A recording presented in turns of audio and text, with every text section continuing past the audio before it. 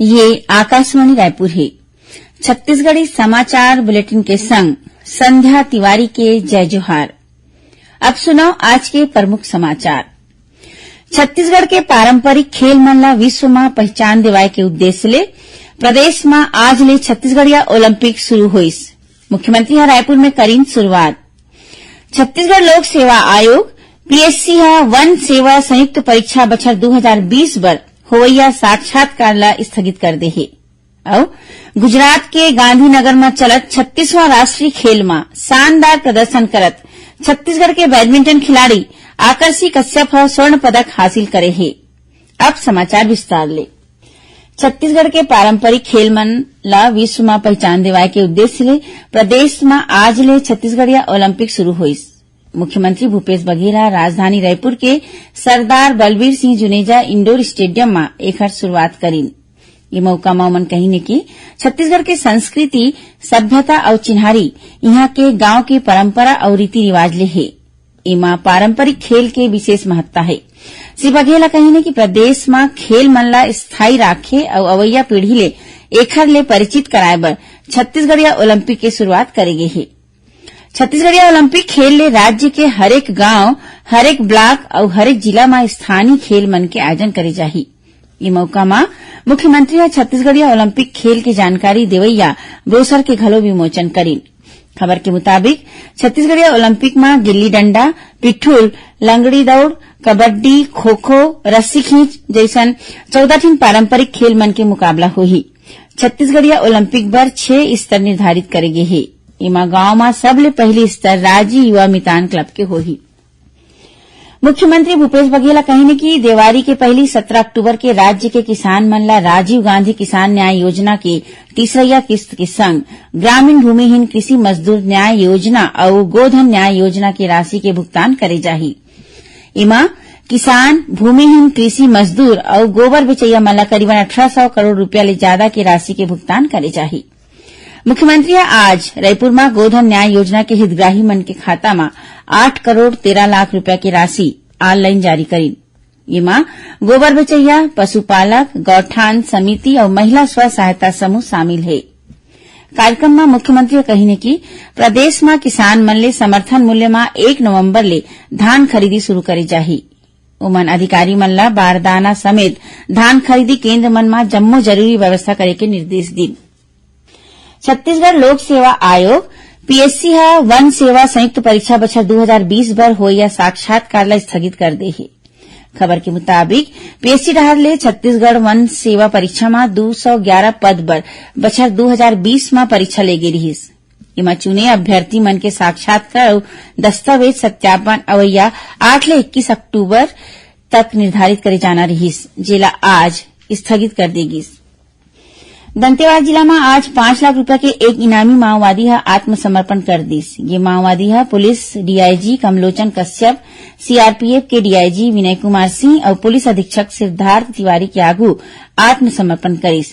Police के मुताबिक कुर्राम नाम के ये माओवादी मलांगीर एरिया कमेटी सदस्य और नीलावाया जनताना सरकार के अध्यक्ष के रूप में सक्रिय रहिस। एखर ऊपर हत्या समेत कतको माओवादी घटना में शामिल रहे के आरोप है।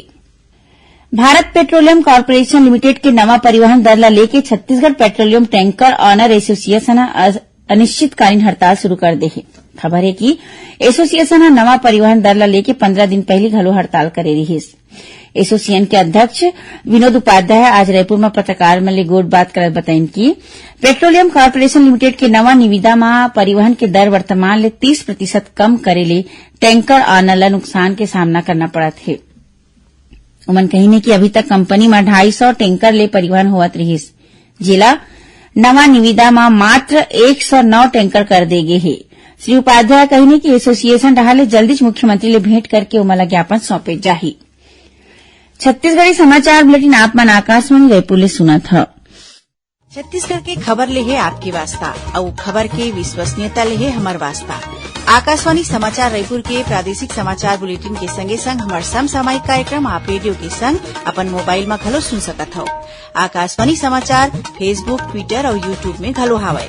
हमार फेसबुक पेज हरे Chhattisgarh news on AIR, Twitter handle CGAIR news और हमार यूट्यूब चैनल हरे छत्तीसगढ़ AIR न्यूज।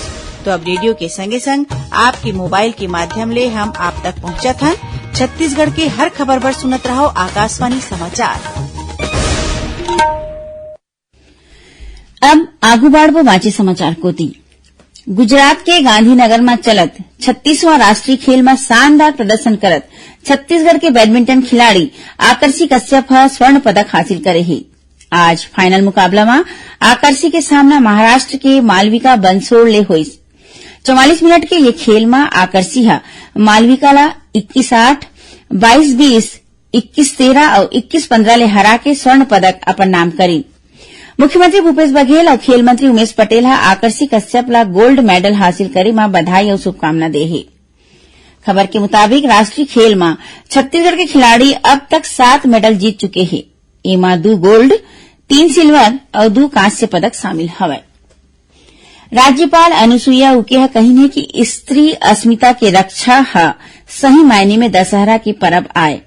राज्यपाल काली भिलाई के रिसाली में दशहरा मैदान में राखे गए रावण दहन कार्यक्रम में शामिल हुई। ये मौका में उमन कही कि आजे के दिन देवी दुर्गा घलो महिषासुर के वध करके आसुरी शक्ति के नाम करे रहीस। एखर सेती ये दिन असत्य, बुराई और अधर्म में सत्य, अच्छाई और धर्म के जीत के प्रतीक है। उन्हें मुख्यमंत्री भूपेश बघेल काली रायपुर के WRS कॉलोनी मैदान में राखे गए दशहरा उत्सव में शामिल हुई। ये मौका में कहने की दशहरा के परब हमन ला अपन अहंकार और बुराई ला खत्म करके अच्छाई और सत्य के राह में चले के सीख देथे। जब तक समाज में बुराई रही तब तक समाज आगू नहीं बढ़ पाही। रायपुर पुलिस महादेव और रेड्डी अन्ना ऑनलाइन सट्टा ऐप मामला में 28 आरोपी मन ला अंतर्राज्यीय ऑपरेशन चला के गिरफ्तार करे है। पुलिस भिलाई और दुर्ग ले टीम भेज के आरोपी मन ला झारसुगड़ा, टिटलागढ़ और छिंदवाड़ा ले गिरफ्तार करे है। आरोपी मन ले पूछताछ में ये बात आगू आए है कि इखर खाता में करोड़ों रुपया के लेन देन हुए है। जांच में उत्तर प्रदेश, बिहार और मध्य प्रदेश समेत देश भर के 500 ले ज्यादा खाता मन के जानकारी मिले है। पुलिस ये आरोपी मन के तीर ले मिले 57 एटीएम कार्ड के अकाउंट ले करीब 40 लाख रुपया फ्रीज करे है।